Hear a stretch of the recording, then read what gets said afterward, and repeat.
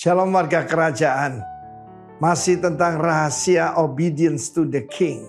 Kita masih ingat ada seorang perwira di Kapernaum, perwira Romawi ya, yang dipuji oleh Tuhan Yesus. Saya bayangkan, bukan dipuji manusia. Yang membuat Tuhan Yesus kagum.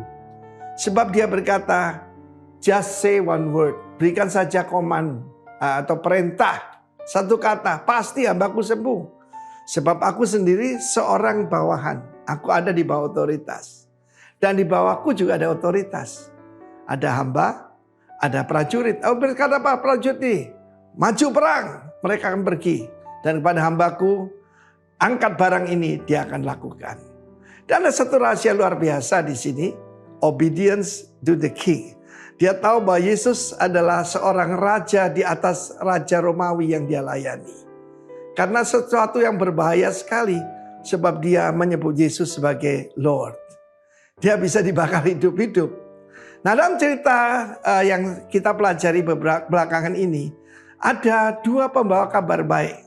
Pertama adalah Ahimaaz bin Sadok, putra dari imam, bahkan yang jadi imam besar pada kerajaan David. Luar biasa bukan? Seorang putra daripada imam besar. Kita tahu tidak semua orang bisa jadi imam. Dia harus keturunan daripada Harun, imam besar pertama. Yang kedua, pelari yang harus membawa kabar baik adalah tidak punya nama, tidak punya bapak, bahkan tidak punya latar belakang apapun. Seorang budak. Disebutkan orang Ethiopia. Terjemahan lain berkata di Ethiopian atau Kush. Artinya hitam. Di sini kita belajar bahwa Yesus adalah raja atas seluruh bumi. Tuhan kita jangan percaya kalau dia katakan hanya untuk orang Israel. Ketika kematian daripada Absalom dan kemenangan perang yang luar biasa itu, bahkan dibantu oleh alam.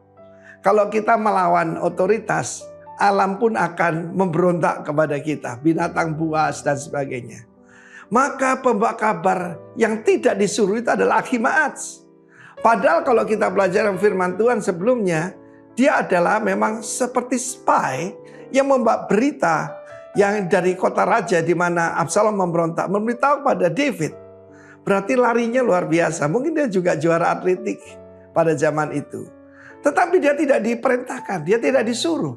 Sebaliknya orang Ethiopia itu yang namanya Kush adalah seorang yang diperintahkan oleh komandan saat itu Yoab.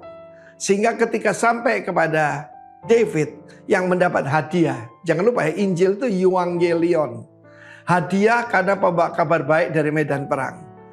Kushi atau orang Ethiopia itu yang mendapat hadiah. Karena he run with a message. Dia membawa kabar baik tentang kemenangan di medan peperangan. Karena itu Tuhan tidak membedakan orang. Saya ingat teman saya yang saya kenal. Ada seorang pendeta namanya Sunday Adelaja di Ukraine. Gereja terbesar. Gereja karismatik terbesar di Europe. Di Ukraine. Sunday Adelaja adalah orang Nigeria, saudaraku. Dia dulu dihina, kamu coklat, dibilang monyet. Tapi Tuhan menyertai dia. Dan jangan lupa, dia asalnya itu dibuang oleh orang tuanya. Dan tahu siapa orang tuanya, dia dibuang ke kotak sampah. Ada orang menemukan dia. Dan Tuhan mengangkat dia luar biasa. Luar biasa di Sunday Adelaja dipakai Tuhan. Karena itu bukan karena warna kulit, bukan karena pangkat, bukan karena kedudukan. Tetapi siapa yang mengutus kita. Kalau saya tidak diutus Tuhan untuk pergi ke Bali dan tidak ada hari ini, saudaraku. Percayalah, saya tidak mau jadi Ahimaaz yang bergerak cuma karena semangat.